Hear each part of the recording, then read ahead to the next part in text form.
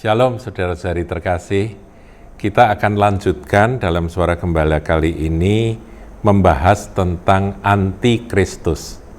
Saudaraku, kita umat Tuhan tidak menunggu atau menantikan antikris muncul. Kita menantikan akan kedatangan Tuhan kita, Yesus Kristus yang kita kasihi. Tetapi karena firman Tuhan mengajarkan bahwa sebelum kedatangan Tuhan, antikris harus dinyatakan, jadi suka enggak suka, mau enggak mau kita harus meneliti apa yang diajarkan oleh kitab suci tentang antikristus tersebut. Kita akan lihat di dalam Matius 24, saudara. Matius 24 ayat yang ke-15, Tuhan Yesus ketika mengajarkan tentang peristiwa-peristiwa akhir zaman, Tuhan katakan demikian di ayat 15. Jadi, apabila kamu melihat pembinasa keji berdiri di tempat kudus, menurut firman yang disampaikan oleh Nabi Daniel, para pembaca hendaklah memperhatikannya. Maka orang-orang yang di Yudea harus melarikan diri ke pegunungan dan seterusnya. Jadi saudara, di sini Tuhan menyinggung tentang apa yang disebut di terjemahan dalam bahasa Indonesia pembinasa keji. Ya, jadi di dalam bahasa Inggrisnya pakai istilah abomination of desolation. Jadi ya ini pembinasa keji ini, saudara. Nah, sebetulnya siapa yang dimaksudkan dengan pembinasa keji oleh Tuhan Yesus ini? Ya, kita semua setuju bahwa ini pasti menunjuk kepada antikris yang akan datang. Kita kemarin sudah belajar bahwa ketika antikris itu muncul, pada saatnya dia akan duduk di bait Allah dan menyatakan diri sebagai Allah.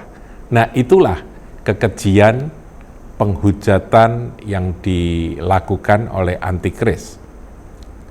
Nah, ini tentunya sebagaimana kita kemarin sudah pelajari, menjadi salah satu bukti bahwa di Yerusalem harus ada bait Allah terlebih dahulu sebelum antikris menyatakan diri.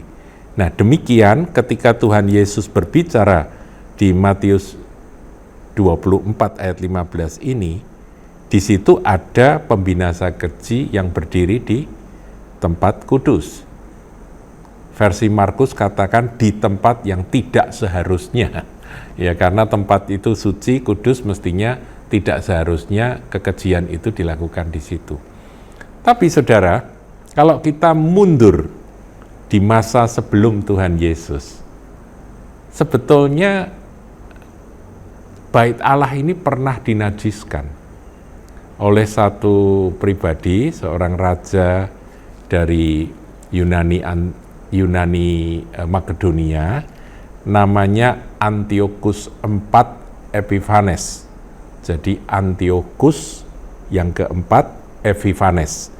Nah, Antiochus Epiphanes ini seorang raja yang kejam, dan dia memang melakukan pelarangan terhadap ritual-ritual orang-orang Yahudi, dan pada puncaknya tahun 168 sebelum Masehi, jadi sebelum Tuhan Yesus lahir, 168, dia masuk ke bait Allah. Dan di bait Allah itu dia meletakkan akan altar buat Zeus, dewa Zeus. Jadi memang itu kekejian, saudaraku, ya, dimasukkan di dalam bait sucinya orang Yahudi. Kemudian dipersembahkanlah akan daging dan darah babi. Wah, ini memang terlalu menghina sekali bagi orang-orang Yahudi, saudara. Nah, peristiwa itu memicu pemberontakan yang sangat termasyhur dipimpin oleh Yudas Makabe. Saudara, kalau membaca di dalam Alkitab versi Katolik, di situ ada Deuterokanonika dan di sana ada kitab Makabe. Nah, itu menceritakan tentang masa-masa di mana Yudas Makabe itu memberontak melawan pemerintahan Yunani, ya, Antiochus Epiphanes, dan dia berusaha untuk kembali merebut akan bait Allah yang dinajiskan itu. Dan Yudas Makabe berhasil, saudara. Berhasil di tahun 165, jadi 3 tahun setelah penajisan itu, Yudas Makabe menyucikan kembali akan bait Allah. Dan peristiwa itu oleh orang-orang Yahudi diperingati sebagai sebuah hari raya yang dalam bahasa Ibrani Hanukah. Hanukah itu artinya penyucian atau pentahbisan bait suci. Menarik kalau kita pelajari Alkitab, saudara, di dalam Injil Yohanes. Coba kita lihat ya, kita sedikit mempelajari sejarah ya. Di dalam Yohanes 10 ayat yang ke-22, di situ tertulis, tidak lama kemudian tibalah hari raya pentahbisan bait Allah di Yerusalem. Ketika itu musim dingin. Saudaraku, peristiwanya tanggal 25 bulan Kislew. Kislew itu adalah bulan yang kalau dikonversi ke penanggalan kita, itu bulan Desember. Jadi memang musim dingin, saudaraku ya. Jadi ketika itu musim dingin.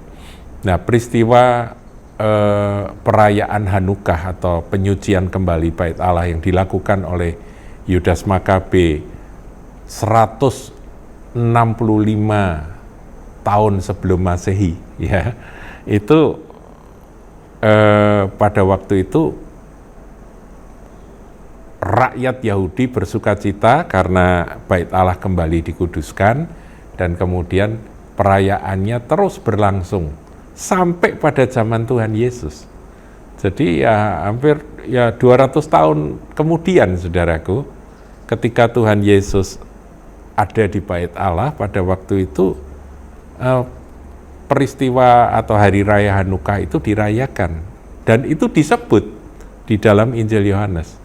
Jadi kitab suci kita ini tidak lepas dari sejarah sebetulnya, saudara ya.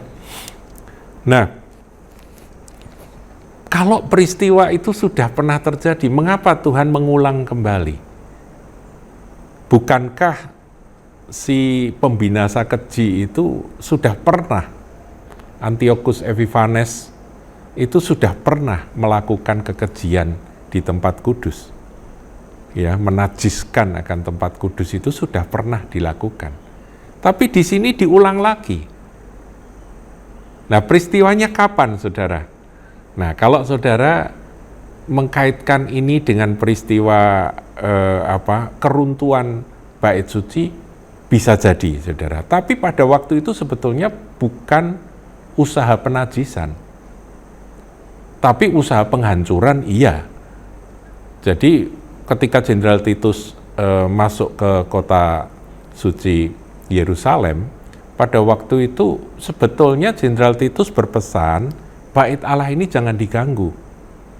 Tetapi karena chaos, kacau, prajurit-prajurit itu juga ya tak terkendali, saudara. Salah seorang prajurit melemparkan akan obor yang kemudian ada minyak-minyak tumpah ke dalam bait Allah atau bait suci, dan terjadilah kebakaran di dalam bait suci yang sangat indah itu yang dibangun oleh Herodes Agung. Nah, kemudian ditinggal karena mungkin prajuritnya takut, saudara, karena pesan dari jenderalnya kan nggak boleh diganggu, karena itu kan sebuah bangunan yang bagus dan bersejarah. Mungkin Jenderal Titus merasa sayang dengan indahnya bangunan itu, jangan dirusak. Nah, sementara api semakin berkobar di dalam bait Allah itu, apinya itu begitu besar dan panas sekali.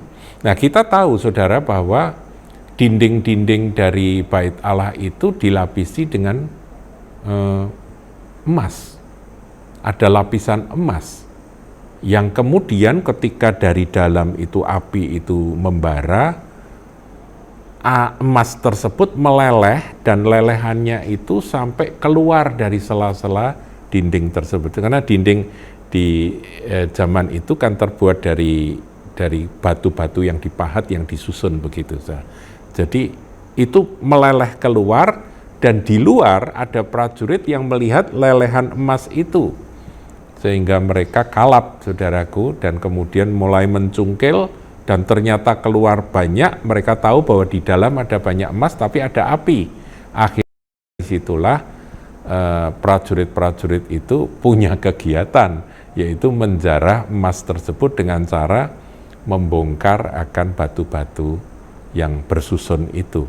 Dan inilah yang akhirnya menggenapkan apa yang Tuhan Yesus katakan di ayat 2 ya, 24 ayat 2. Ia berkata kepada mereka, kamu melihat semuanya itu, aku berkata kepadamu, sesungguhnya tidak satu batu pun di sini akan dibiarkan terletak di atas batu yang lain, semuanya akan diruntuhkan.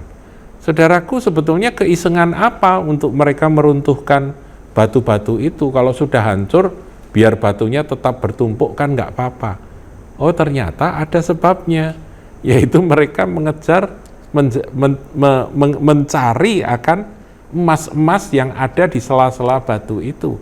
Sehingga akhirnya batunya nggak ada yang tertumpuk, saudara. Hanya gara-gara prajurit-prajurit itu mau cari emasnya.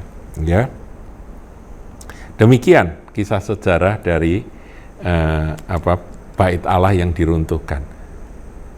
Jadi pada waktu peristiwa tahun 70 Masehi, yaitu Jenderal Titus menyerbu kota suci Yerusalem dan meruntuhkan prajuritnya, ya, meruntuhkan dan menghancurkan sampai rata itu ya, puing-puingnya rata. Itu peristiwa bukan penajisan, saudara. Jadi peristiwa penajisan yang dimaksudkan oleh Tuhan Yesus ini pasti peristiwa lain. Kalau soal pengepungan Yerusalem memang iya, tapi itu nanti akan terulang lagi, saudara. Akan ada pengulangan. Jadi sejarah di dalam Alkitab ini seperti pengulangan-pengulangan demikian, saudara. Antiochus Epiphanes itu adalah bayang-bayang dari Antikris bahkan sebelum Tuhan Yesus lahir. Tahun 168, dan itu disebutkan dalam pengajaran Tuhan Yesus bahwa akan muncul lagi pembinasa keji yang sudah dinubuatkan oleh Nabi Daniel. Nah, saudaraku, kapan ini terjadi? Nah, itulah peristiwa yang tertulis di dalam 2 Tesalonika yang kemarin sudah kita bahas, yaitu dikatakan ketika Antikris itu meninggikan diri, ya, di atas segala yang disebut atau yang disembah sebagai Allah, bahkan ia duduk di bait Allah dan mau menyatakan diri sebagai Allah. Di situ dikatakan bahwa Antikris itulah yang nantinya, tafsiran saya, menajiskan karena dia berada di tempat yang tidak seharusnya, di tempat kudus. Dan dia mengaku diri sebagai Allah. Nah, saudaraku, berarti apa yang dimaksudkan oleh Tuhan Yesus di dalam Injil Matius tadi itu adalah Antikris yang akan datang. Jadi bukan peristiwa keruntuhan bait Allah, bukan. Berarti bait Allah harus dibangun lagi. Nah, ini yang saya ingin sampaikan pada Anda semua. Bait Allah harus dibangun lagi. Karena bait Allah sudah tidak ada sekarang sejak tahun 70 sampai hari ini. Jadi kita wait and see, saudara. Kita nantikan bait Allah. Sekali lagi saya ulang ya, ada 3. Israel merdeka sebagai bangsa yang berdaulat tahun 48. Yerusalem dikuasai oleh negara Israel atau bangsa Israel, bangsa Yahudi, 67 dan 2018 kemarin pentahbisannya atau peresmiannya, di mana Benyamin Netanyahu berkata apa? Temple Mount is in our hand, gitu ya. Kemudian yang ketiga, tanda atau lonceng yang harus berbunyi yang ketiga adalah Bait Allah harus berdiri. Nah, berdirinya Bait Allah ini kita nggak tahu kapan, saudaraku. Dan itulah nanti peran dari antikris pasti sangat besar. Karena di Temple Mount sekarang ada 2 tempat ibadah agama lain yang juga disakralkan. Jadi ini pasti akan memicu perang, saudara, kalau itu dipaksa berdiri dengan menghancurkan yang lama terlebih dahulu. Kita nggak tahu sebetulnya seperti apa bangunan itu nanti berdiri, tetapi yang namanya Bait Allah harus ada. Karena antikris akan memproklamirkan dirinya, menyatakan dirinya di situ. Sebelum itu, Tuhan belum akan datang. Dan kita belum akan terhimpun dengan Dia. Itu yang diajarkan oleh surat 2 Tesalonika, pasal yang kedua. Saya kira sampai di sini Anda bisa mengikuti. Tuhan Yesus memberkati.